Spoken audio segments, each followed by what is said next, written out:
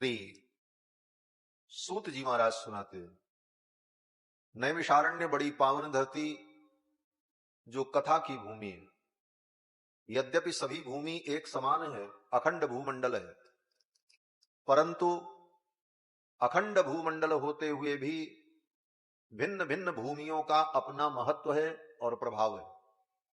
जैसे हमारा आपका शरीर अखंड एक शरीर है, परंतु इस शरीर में शरीरत्व धर्म तो पूरे शरीर में है, सिर से लेकर पांव तक शरीर ही, और रोम रोम में शरीरत्व धर्म है, परंतु सब शरीर होते हुए भी इस शरीर में भिन्न भिन्न अंगों की भिन्न भिन्न महत्ता है। शरीर पैर भी है और सिर भी शरीर है, लेकिन पैर में जूता पहना जाता है और सिर पे चंदन लगाया जाता है। शरीर वही।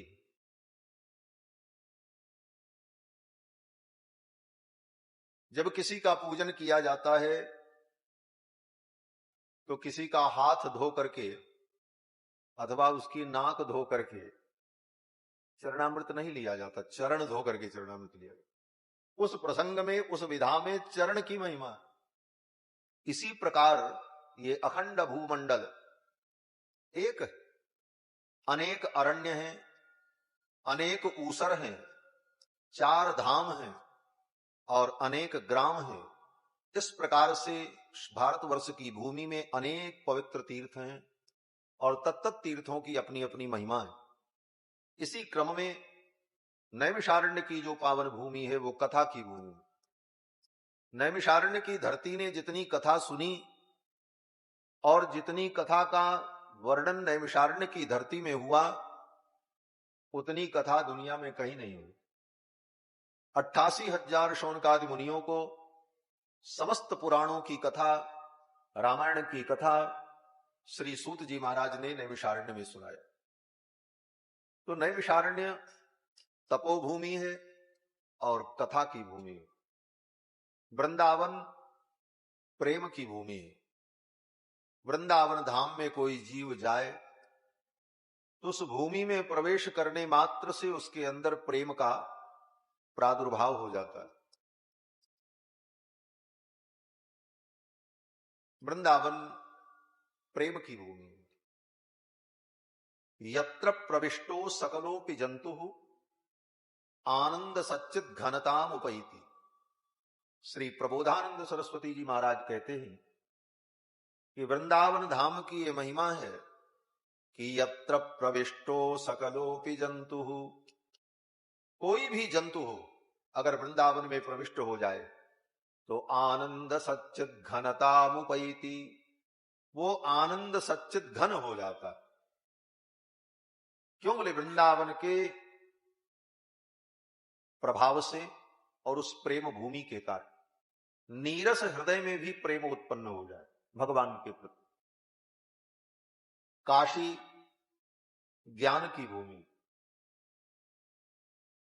काशी में बड़े बड़े ज्ञानी, बड़े बड़े विद्वान, वहां ज्ञान का अत्यधिक समादर है।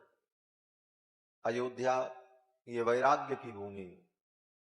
इस अयोध्या की भूमि में बड़े बड़े विरागी हुए। सबसे बड़े विरागी तो रघुनाथ जी, जिन्होंने अयोध्या के समृद्धशाली राज्य को क्षण भर में ठुकरा दिया और वन की यात्रा पर चले। उनसे भी बड़े विरागी श्री भरतलाल जी, जिन्होंने अयोध्या के राज्य को स्वीकार नहीं किया, अपितु नंदीग्राम में रहकर तपस्या करते हुए वैराग्यपूर्ण जीवन धारण करके 14 वर्ष व्यतीत किया। आने के बाद भी राम जी जब सिंहासन पर आरूढ़ हुए, सब कुछ करते हुए राम जी अपने वैराग्य में ही दृढ़ रहे। कहीं कोई राग नहीं राम जी। तो ये वैराग्य की पावन भूमि। नैमिषारण्य की पावन धरती पर 88,000 महर्षि एकत्रित हुए और दीर्घ काल तक सत्संग करने की योजना बनाई। श्री सूत जी महाराज के चरणों में निवेदन किया कि आप हमें दीर्घ काल तक सत्संग कराओ।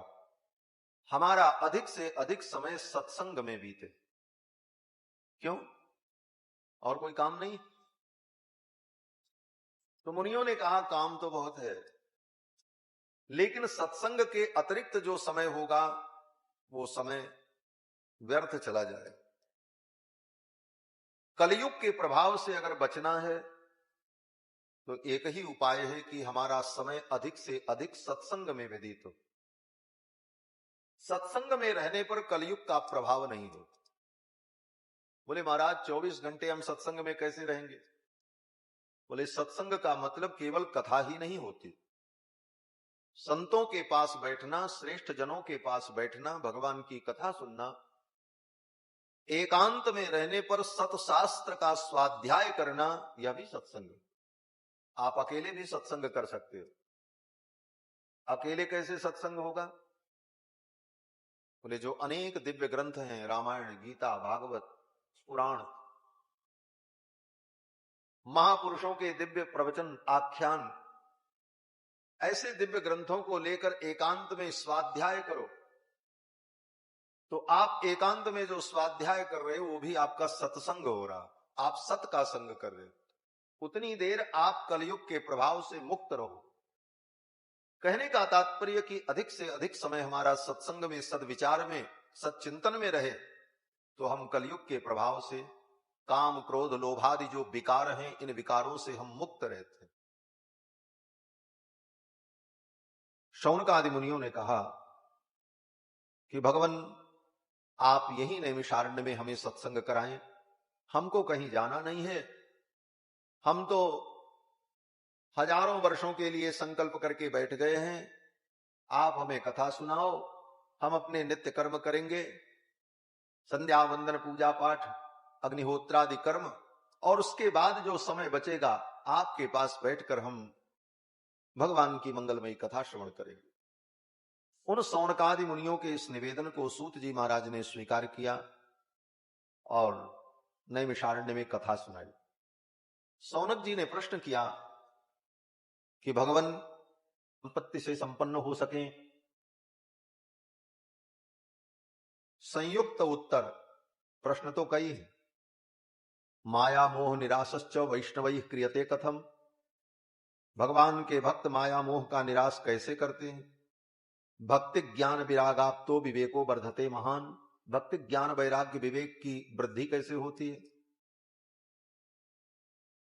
इस घोर कलयुग में आसुरी भाव से मुक्ति कैसे मिलेगी? कलयुग के प्राणियों की शुद्धि का उपाय क्या है? श्रेयसाम यद भवेत् श्रेयः, परम श्रेय क्या है? पावना नाम च पावनम, पवित्र को भी पवित्र करने वाला उपाय क्या है? कृष्ण प्राप्ति करम सस्वत, निश्चित रूप से कृष्ण की प्राप्ति करा देने वाला साधन क्या है? आप हमें बताओ। प्रश्नों की झड़ी लगा दी शौनक जी ने, इतने प्रश्न कर डाले। शौनक जी ने यह भी कहा कि इन प्रश्नों का उत्तर देने में आप समर्थ हैं, क्योंकि आप ज्ञानी हैं। आप जैसे सदगुरु मिल जाएं तो क्या नहीं मिल सकता। शौनक जी ने कहा स्वर्ग की चिंतामणि अगर मिल जाए तो उस चिंतामणि से लौकिक सुख मिलेगा। चिंतामणि स्वर्ग की मिल जाए, चिंतामणि हाथ में लेकर के कहो हमारे लिए घर बन जाए तो घर बन जाए, हमें बढ़िया महंगी से महंगी गाड़ी मिल जाए तो चिंतामणि गाड़ी आपको प्रकट कर दे। चिंतामणि का मतलब यही है, चिंतित पदार्थ को जो दे दे उसी का नाम चिंतामणि। लेकिन चिंतामणि से कोई ये कहे कि हे चिंतामणि तो मुझे संसार बंधन से मुक्त कर दे, चिंतामणि कहेगी ये काम मैं नहीं कर सकता। चिंतामणि से कोई कहे कि मुझे भगवान की प्राप्ति करा दो, तो चिंतामणि भगवान की प्राप्ति नहीं करा सकती। लौकिक सुख मिल सकता है। सुरद्रुह स्वर्ग संपदम, स्वर्ग का कल्प वृक्ष मिल जाए तो वो कल्प वृक्ष लौकिक संपत्ति दे सकता है, लेकिन भगवान की प्राप्ति नहीं करा सकता। शौनक जी कहते हैं प्रयच्छति गुरु प्रीतो वैकुंठम योगी दुर्लभम।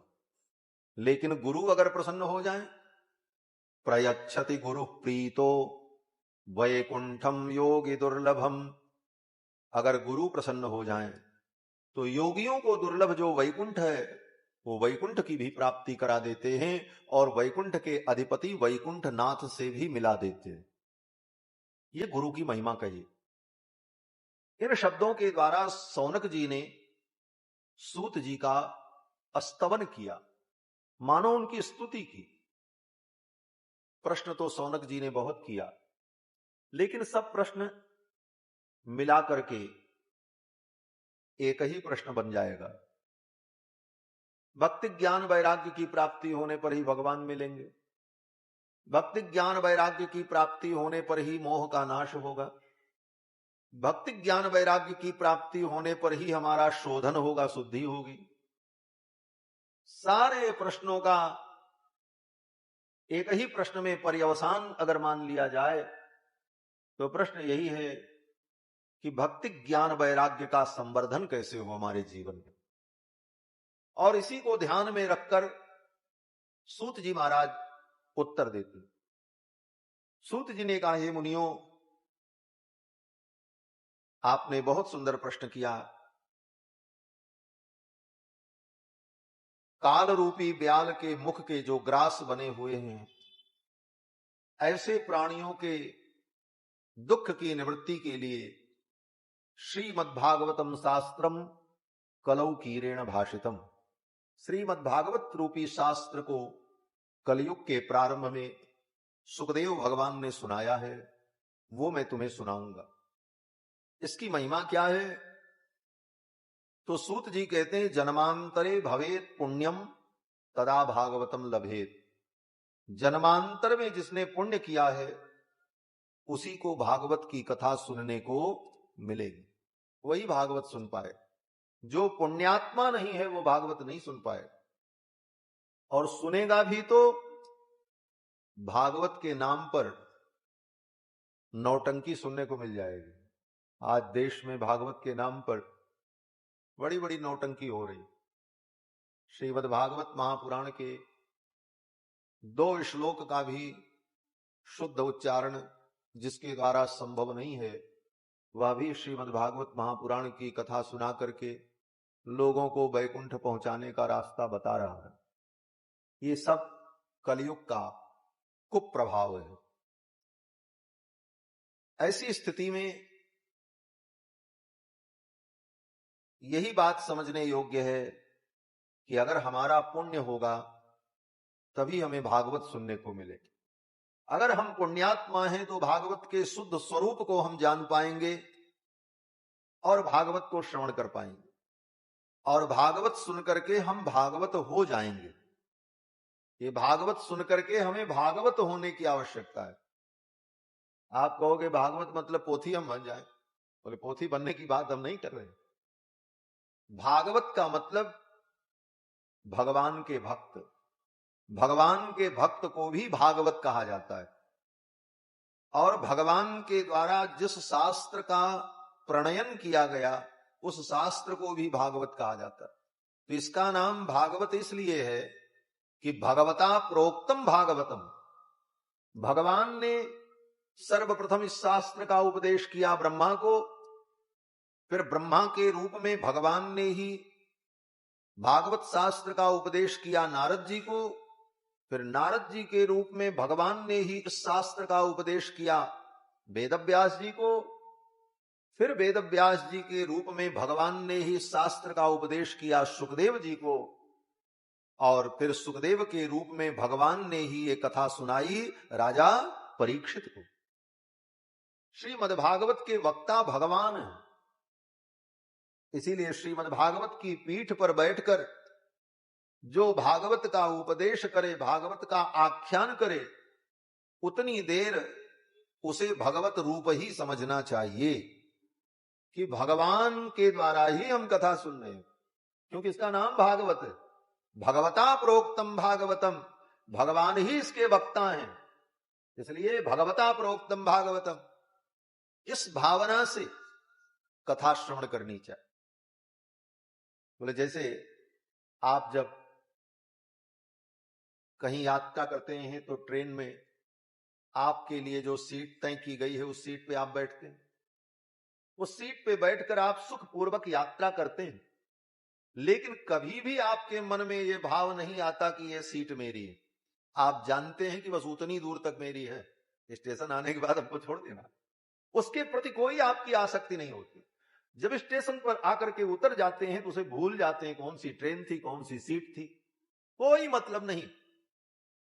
आपने उसका उपयोग किया, उसका सुख लिया, लेकिन उसको आपने अपना नहीं माना, इसलिए उसको छोड़ने में कोई दुख नहीं हुआ। यही संसार की यात्रा है। इस यात्रा में हर वस्तु का हम उपयोग करें, लेकिन ये अपने मन को समझा दें हमारा कुछ नहीं है। जब छोड़े तो छोड़ करके चल देना पड़ेगा। इसी का नाम वैराग्य है। वैराग्य ये नहीं है कि सबको छोड़ करके एक लंगोटी लगा करके जंगल में चले जाए, पत्ते खा करके जिए, ये वैराग्य। वो वैराग्य प्रदर्शनात्मक हो सकता है, असली वैराग्य तो अंतःकरण से होता है। सबका उपयोग करते हुए भी हम सबकी अनित्यता को समझ लें, कुछ भी अपना नहीं है, इसी का नाम वैराग्य। और यह ज्ञान भी शास्त्र से ही होता है। तो नारद जी ने सोचा ज्ञान वैराग्य दोनों का मूल शास्त्र है, वेदांत उपनिषद गीता, तो क्यों ना मैं इनको गीता उपनिषद वेदांत सुनाऊं, तो ये ज्ञान वैराग्य ठीक हो जाएंगे। नारद जी ने उनको खूब सुनाया। वेद वेदांत घोषैश्च गीता पाठैर मुहुर्मुहु। वेद सुनाया, वेदांत सुनाया, गीता पाठैर मुहुर्मुहु। गीता तो कई बार सुनाई। क्यों? बोले लोग कहते हैं गीता ज्ञान का ग्रंथ है, ज्ञान का भंडार है। नारद जी ने सोचा लाओ पूरा भंडार उड़ेल देते हैं, ये ज्ञान उठ करके बैठ जाए, वैराग्य भी उठ जाए। पूरी गीता सुनाई, एक बार नहीं कई बार। गीता पाठैर मुहुर्मुहु। मुहुर्मुहु का मतलब बार बार सुनाया, लेकिन न ज्ञान उठा न वैराग्य उठा। थोड़ा हिले डुले, थोड़े फड़के, लेकिन फिर वैसे ही ठंडे पड़े। नारद जी को बड़ा आश्चर्य हुआ। अहो निद्रा कथम याति वृद्धत्वम च महत्तरम। इनकी निद्रा कितनी विलक्षण है और इनका बुढ़ापा कितना विलक्षण है। मैं क्या करूं, इनको कैसे ठीक करूं। जब नारद जी के सारे उपाय असफल हो गए, उसी समय आकाशवाणी हुई। आकाशवाणी में भगवान ने कहा, देवर्षि तुम्हारा प्रयास सफल होगा, इसके लिए सत्कर्म करो। इतना कह करके आकाशवाणी बंद हो गई। अब नारद जी और चक्कर में पड़ गए। आकाशवाणी ने कहा सत्कर्म करो, तो कौन सा सत्कर्म मैं करूं? और अभी तक जो मैं कर रहा था, वेद वेदांत घोषैश्च, वेद वेदांत घोष गीता पाठ, क्या ये सत्कर्म नहीं है? और अगर ये सत्कर्म नहीं है तो क्या ये असत्कर्म है? अब तो नारद जी और भ्रम में पड़ गए, कौन सा सत्कर्म मैं करूं कि ये ठीक हो जाए। नारद जी ने भक्ति महारानी से कहा, देवी अब आप यहीं रुको, हम तो चले। बोले कहां? नारद जी ने कहा आप जाएंगे, पता लगाएंगे सत्कर्म की परिभाषा क्या है। आकाशवाणी ने ही कहा सत्कर्म करो, और हम पता लगा करके आएंगे, तब आपके और आपके पुत्रों के कल्याण का हम उपाय करेंगे। नारद जी चल पड़े अपने इस प्रश्न का उत्तर पाने के लिए। जहां जहां नारद जी गए, सभी मुनि महात्माओं ने हाथ उठा दिया, बोले हमारे पास कोई उत्तर नहीं। क्या स्थिति हुई? बोले असाध्यम केचन केचनम। कुछ लोगों ने कहा असाध्य। नारद जी आपके इस प्रश्न का कोई उत्तर नहीं है। असाध्यम केचन प्रोचुर दुर्गे अमिति चापरे। कुछ लोगों ने कहा नारद जी आप जो प्रश्न लेकर के आए हैं कि सत्कर्म क्या है, इसका उत्तर तो है, लेकिन दुर्गेयम, बड़ा मुश्किल है, दुर्गेय है, कोई दे सकेगा तो दे सकेगा। आगे नारद जी पहुंचे तो मूकी भूतास्तथान्ये च। लोगों ने देखा, महात्माओं ने नारद जी को आते हुए, नारद जी ऐसा प्रश्न लेकर के आ रहे हैं, इनका उत्तर कौन देगा? तो सब महात्मा जितने थे वो चुप होकर बैठ गए। नारद जी ने कहा आप ज्ञानी लोग हो, मेरे प्रश्न का उत्तर दो, सत्कर्म क्या है? तो सब महात्माओं ने इशारा किया, क्या? बोले मुंह की भूता, हम मौन व्रत धारण किए हुए, हम बोल नहीं सकते, क्या बतावें? जो बोलने वाले उनके पास जाओ। अपना झंझट छुड़ाया लोगों ने। मुंह की भूता तथान्ये च। आगे जो महात्मा थे, उन महात्माओं ने देखा नारद जी तो अब इधर आ रहे हैं, किसी ने इनके प्रश्न का उत्तर नहीं दिया। अब हम क्या करें? किसी ने तो असाध्य कहा, किसी ने दुर्गेय कहा, कोई मौन हो गए। अब हम कौन सा बचने का उपाय करें? तो महात्माओं ने सोचा हम तो भाग जाएं, इसी में भलाई। रास्ते ही छोड़ दिया महाराज। कि अंतस्ते पलायिता, कुछ महात्मा ऐसे थे कि अंतस्तु पलायिता, उन महात्माओं ने पलायन कर लिया। बोले नारद ऐसा प्रश्न लेकर के आ रहा है, कहां से उत्तर देंगे, चलो हटो यहां से, कौन पड़े चक्कर में। नारद जी अपने प्रश्न का उत्तर ढूंढने के लिए उत्तराखंड पहुंचे। उत्तराखंड की पावन धरती पर बद्री विशाल भगवान की सन्निधि में ब्रह्मा जी के मानस पुत्र सनक, सनंदन, सनातन, सनत कुमार, इन चारों भाइयों से नारद जी की भेंट हो गई। ये चारों भाई नारद जी के बड़े भैया हैं। ब्रह्मा के मानस पुत्र हैं सनकादिक, और ब्रह्मा जी के ही पुत्र नारद जी भी। नारद जी बाद में हुए, पहले ये सनकादिक उत्पन्न हुए, ये बड़े भाई हैं। और ये सदा 5 वर्ष के ही रहते हैं, इनकी आयु कभी 5 वर्ष से ज्यादा नहीं होगी। देखने में बालक के समान, लेकिन बड़े पुराने हैं महाराज। पूर्वेशाम अपि पूर्वजाह, ये पूर्वजों के भी पूर्वज हैं, पुरखा के भी पुरखा हैं। सबसे पहले ब्रह्मा जी ने इन्हीं को उत्पन्न किया था, सनक, सनंदन, सनातन, सनत कुमार। देखने में तो ये बालक, लेकिन बड़े पुराने हैं। देखत बालक बहुकालीना, गोस्वामी तुलसीदास जी कहते हैं कि देखत बालक बहुकालीना, ब्रह्मानंद सदा लय लीना। सदा ब्रह्मानंद में ही रहते हैं चारों भाई। और इनका केवल एक काम है, क्या? बोले भगवान की कथा सुनना और सुनाना, बस 2 काम करते हैं, और दूसरा इनका कोई काम नहीं। आशा बसन व्यसन यह तिनहि, रघुपति चरित होई तह सुनई। भगवान के चरित्र को सुनते हैं और सुनाते हैं। शृण्वन्ति कथयन्ति च, भगवान की कथा को सुनते हैं और कहते हैं। और कहने सुनने के लिए, सुनने सुनाने के लिए इनको किसी के पास जाने की जरूरत भी नहीं पड़ती। चारों वक्ता हैं और चारों श्रोता हैं। 3 श्रोता बन जाते हैं, 1 वक्ता बन जाते हैं, कथा शुरू हो जाती है। जब वो वक्ता थक गए, श्रम हो गया, तब वो आकर के नीचे बैठ जाते हैं, श्रोता बन जाते हैं। और उन्हीं श्रोता में से 3 में से 1 फिर जाकर के व्यासपीठ पर बैठ जाते हैं, फिर कथा शुरू हो जाती है। 3 श्रोता पक्के और 1 वक्ता, कथा चलती रहती है। चारों वक्ता भी हैं, चारों श्रोता भी, कथा सुनते और सुनाते रहते।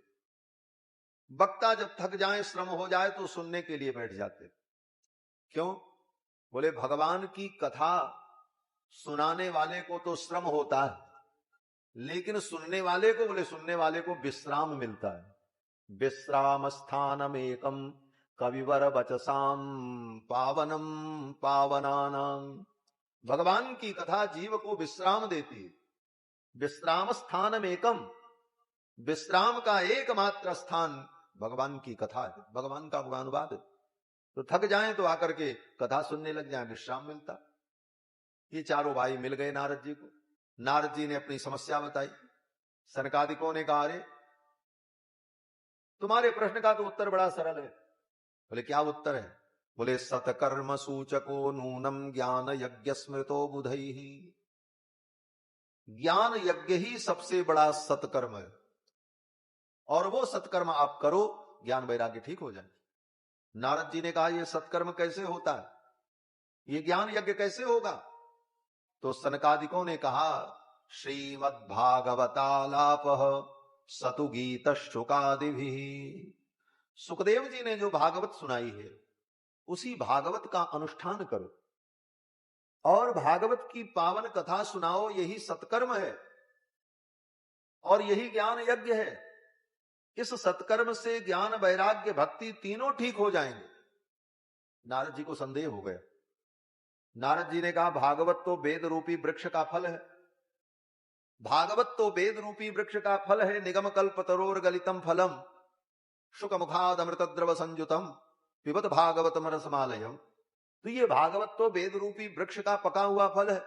हमने तो वेद ही सुना दिया, वेद वेदांत घोषैश्च गीता पाठैर मुहुर्मुहु। तो वेद सुनाने पर, उपनिषद सुनाने पर, सारे उपनिषदों का सार जो गीता है वो सुनाने पर जब ज्ञान वैराग्य ठीक नहीं हुए, तो ये भागवत सुनाने पर ज्ञान वैराग्य कैसे ठीक है? ये मुझे विश्वास नहीं हो रहा। नारद जी ने कहा। तो सनकादिकों ने कहा देखो नारद, जैसे चीनी गन्ना में होती है, लेकिन आपको चाय बनानी है तो चाय में गन्ना डाल दो तो चाय मीठी होगी? नहीं होगी। दूध के अंदर घी होता है और घी में पूड़ी छानना है। कोई व्यक्ति कहे दूध में घी होता है तो लाओ दूध ही को कड़ाही में डालें और इसी में पूड़ी छाने, तो क्या पूड़ी छनेगी? नहीं छनेगी। तब बोले उस दूध को दही बनाकर फिर उसको मथ कर उसके सार को जब आपने निकाल लिया, घृत को, बोले अब उसके सार में, उस घृत में चाहे आप पूड़ी बनाओ, चाहे मालपुआ बनाओ, चाहे हलवा बनाओ, चाहे पकौड़ी छानो, जो करना है सब हो जाए, अनेक व्यंजन बन जाए। उसी प्रकार वेद शास्त्र तो दूध का समुद्र है। उस वेद शास्त्र रूपी समुद्र को वेद व्यास ने अपनी बुद्धि में जमाया। पहले वेदादि शास्त्रों को पढ़ करके अपनी बुद्धि में उसे जमाओ, फिर अपने विवेक की मथानी से उसे मथो। जो लिखा है सब सीधे सीधे समझ में लो तो उल्टो भी समझ में आ जाए। शास्त्र में बहुत कुछ लिखा, बहुत बातें ऐसी लिखी हैं कि अर्थ का ज्ञान न हो, विवेक न हो तो बुद्धि और खराब हो जाए। महाराज ये क्या लिखा है शास्त्र? शास्त्र में बहुत सारी बातें। तो पहले शास्त्र को, वेद को पढ़कर बुद्धि में जमाओ, फिर विवेक की मथानी से उसे मथो। ये विवेक की मथानी से, विवेक रूपी मथानी उस दही को कहां मिलेगी? बोले कोई गोपी मथानी लेकर के मथेगी। मथानी तो होगी लेकिन मथने वाली गोपी होगी, तभी वो मथानी उस दही का मंथन कर पाएगी। उसी प्रकार विवेक रूपी मथानी से अपनी बुद्धि के दही को मथो, लेकिन ये मथने का काम कौन करेगा? बोले कोई ज्ञानी संत करेंगे, वही गोपी है। तब वो विवेक तुम्हारे अंदर जब मंथन करेगा, बुद्धि में जमे हुए शास्त्र के उस दधि का मंथन विवेक की मथानी से जब प्रारंभ होगा, तब उसका जो सार निकलेगा वही सार श्रीमद् भागवत महापुराण है। वो सार है। वेद व्यास जी ने सकल शास्त्र का अध्ययन करके, हृदयंगम करके, अपने विवेक की मथानी से मथ करके, तब वेद व्यास जी ने भागवत रूपी इस अमृत को, इस रस को, इस घृत को, इस सार को प्रकट किया। सर्व सिद्धांत सारम ही श्रीमद् भागवतामृतम। और जब घी निकल आया, बोले अब व्यंजन बना लो। अब चाहे इसमें पूड़ी बनाओ, चाहे मालपुआ बनाओ, 56 भोग 3700 व्यंजन बना लो। उसी प्रकार शास्त्र का मंथन करके विवेक की मथानी से जब भागवत रूपी शास्त्र प्रकट हुआ, तो अब इसके द्वारा भक्ति के जितने व्यंजन बनाना हो बना लो। भक्ति के व्यंजन श्रवणम, कीर्तनम, विष्णु स्मरणम, पाद सेवनम, अर्चनम, वंदनम, सख्यम, दास्यम, आत्म निवेदनम। फिर एक एक भक्ति के अनेक अनेक भेद, 81 प्रकार के भक्ति के भेद, वो सब जितने भेद है वो सब व्यंजन है। भक्ति ही व्यंजन है, जिस व्यंजन को हमें अपने जीवन में बनाना है, लेकिन वो भागवत रूपी घृत मिले तब व्यंजन बने। सारी भक्ति का प्रमाण भागवत में, दास भक्ति, प्रेम लक्षणा भक्ति, समर्पणात्मक भक्ति, मित्र भाव की भक्ति, सब प्रकार की भक्ति का आर्त भक्तों का स्वरूप, भक्ति के जितने व्यंजन हैं उनका स्वरूप भागवत में प्रतिष्ठित है। तत्र तत्र